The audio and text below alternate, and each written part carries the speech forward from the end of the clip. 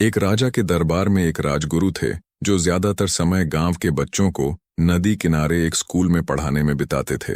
एक दिन राजा बहुत चिंता में था तो गुरुजी ने पूछा कि क्या हुआ। राजा ने बताया कि उसकी बेटी विवाह योग्य हो चुकी है लेकिन उपयुक्त वर नहीं मिल रहा। गुरुजी ने कुंडली देखनी शुरू की और चौंक गए। वो कन्या विलक्षण प्रतिभा की धनी थी और उसकी कुंडली में लिखा था कि जिससे भी उसकी शादी होगी वह राजा से महाराजा, महाराजा से सम्राट और सम्राट से चक्रवर्ती सम्राट बन जाएगा। गुरुजी के मन में लालच आ गया। उन्होंने सोचा कि अगर उनकी शादी इस कन्या से हो जाए तो वह स्वयं महाराजा बन सकते हैं। उन्होंने राजा से कहा कि कन्या बहुत भाग्यशाली है लेकिन सीधा विवाह करने पर उसका प्रभाव नकारात्मक भी हो सकता है। यह पूरा कुल नष्ट हो सकता है। इसका समाधान यह है कि उसे एक बड़े बक्से में बिठाकर हीरे जवाहरात के साथ नदी में प्रवाहित कर दिया जाए। जहां बक्सा रुकेगा वहीं इसका विवाह होना चाहिए। राजा ने गुरुजी की बात मान ली और राजकुमारी को हीरे जवाहरात के साथ बक्से में बैठाकर नदी में बहा दिया। गुरुजी जल्दी से अपने स्कूल पहुंचे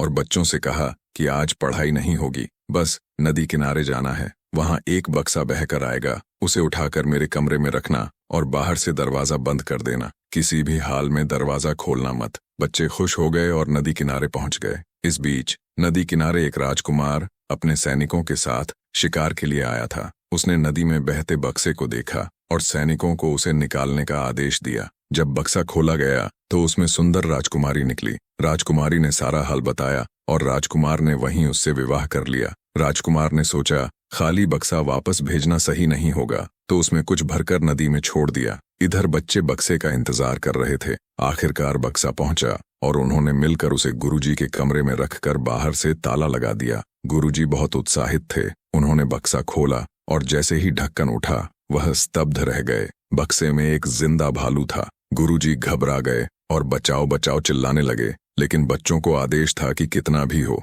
दरवाजा नहीं खोलना। गुरुजी की आवाजें आती रहीं लेकिन दरवाजा नहीं खुला। घबराहट में उन्होंने बोर्ड पर लिखा, ममो इच्छा देवनाशम देव इच्छा प्रबलम राजद्वारे राजकन्या विप्र भालु भक्षितम। यानी कि राजद्वार पर राजकन्या पहुंच ही गई। जिसके साथ उसका भाग्य जुड़ा था वो वहीं चली गई। वो राजा से महाराजा, महाराजा से सम्राट बनेगा और एक गुरु को भालू खा गया। यानी कि मेरी इच्छा का नाश हो गया और उनकी यानी ऊपर वाले की इच्छा प्रबल रही। इस कहानी से हमें दो सीख मिलती हैं। जो होना है वह होकर ही रहेगा। अगर आपकी बुराइयां आप पर हावी हो जाएं तो अंत निश्चित है। इसीलिए बुराइयों को खुद पर हावी मत होने दो।